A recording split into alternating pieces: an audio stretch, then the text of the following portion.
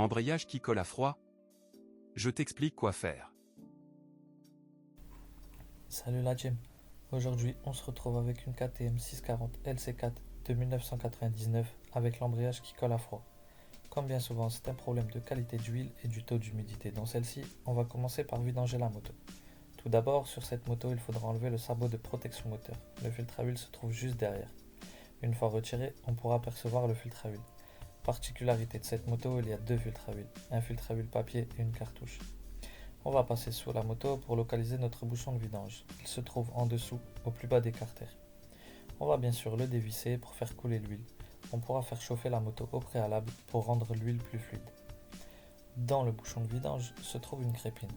On démontera celle-ci et la nettoiera, sans oublier bien sûr de changer le joint cuivre du bouchon. On changera ensuite le filtre papier, ainsi que tous ses joints, et ensuite le filtre cartouche.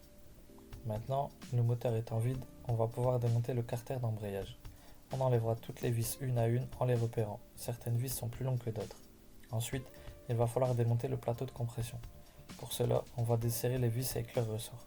Bien repérer les pièces dans leur ordre et les démonter pour atteindre les disques d'embrayage. On fera attention à l'ordre des disques en les démontant. Un disque cranté, un disque lisse. On les remontera dans le même sens. Maintenant, le cœur du problème.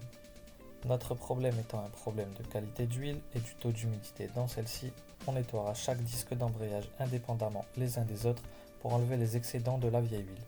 Une fois nettoyés, on pourra les relubrifier avec de l'huile neuve. Je n'avais pas de récipient sous la main, j'ai donc utilisé le carter.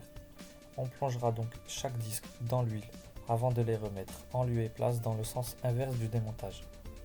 Une fois tout remonté, on n'oubliera pas bien sûr de remplir l'huile. Démarrer pour remplir les filtres et faire le niveau final. Une fois tout ceci fait, on pourra les rouler. J'espère que cette vidéo t'a plu, n'hésite pas à mettre un j'aime et à t'abonner.